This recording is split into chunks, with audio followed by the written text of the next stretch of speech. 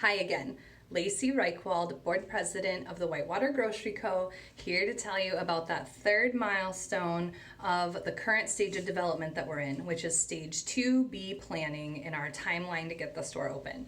The first milestone, if you'll remember, was to get to 60% of ownership. The second one is to plan that capital campaign so we can launch it in the next stage. And then the third milestone, dun dun dun, is everybody's favorite, site selection. So in order for us to move into the next stage, which is pre-construction, we need to have something to pre-construct, so we need to know where our site is. And there is a lot of work going on behind the scenes with site selection so that we can get the perfect location for our community-owned grocery store. It's important to know that we have some criteria that we're looking for the perfect site. So first of all, I think that I spelled criteria wrong, but first of all, we had market studies done that told us where the store should be located, or not necessarily where, but how much money it can make in different locations around town, and then also gave us some assumptions about the size of the store and how it can be the most successful based on the site. So the first thing we know is that it needs to be 6,000 square feet or bigger. We're looking for a store that will be between 6,000 and 8,000 square feet and will allow for the retail space to be between 5,000 and 7,000 square feet. It needs to be in a heavily trafficked area, so on a main thoroughfare, but with super easy access for semis, visible from the street, easy to get to. Think about when you're doing your grocery runs or you're walking past or driving past a store, and if it doesn't look easy to get to, you just keep on driving. So we need that traffic and easy access. We also need 25 or more parking stalls. We know that people would like to park close to the store to be able to get everything they need for the whole week. We're looking for some synergy with some businesses that are nearby or perhaps future businesses, room for expansion, to have some synergistic businesses, which means like people will come to that area for other stuff and then decide to do their shopping there too. People don't like to go out of their way to do one thing and then drive to the other side of town to do another thing.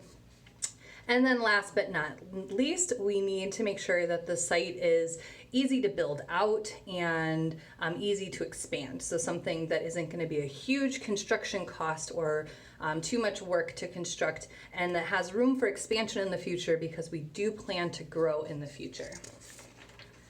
So what has this process looked like so far?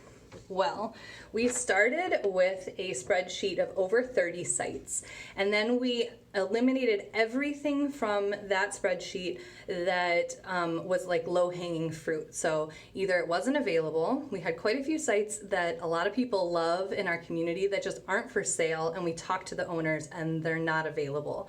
Or if they didn't have parking, or let's see, what was some of the other low-hanging fruit? There's some sites in Whitewater that need some serious remediation because they used to be car dealerships or gas stations, and so they can't easily be made into food businesses. So we took that down and went to 6. We started with a list of 6 sites that would work, that met all of the, or most of the criteria.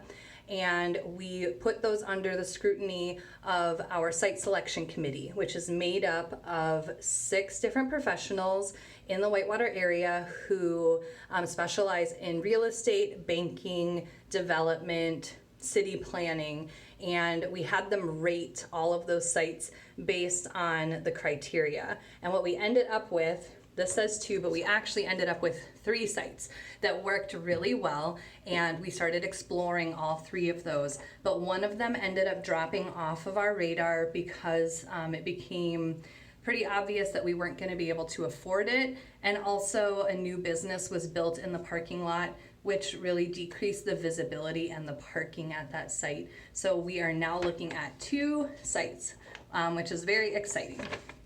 So, what didn't make the cut? Well, I don't want to get into specifics, but as I mentioned before, there were several that didn't make the cut simply because they weren't available. So a lot of times we'll hear the community offer up a site, let's say a former car dealership in Whitewater, and it just wasn't available. The current owners don't want to sell it, or it requires too much remediation, or it's not the right size. So there are some reasons that certain business buildings or sites didn't make the cut.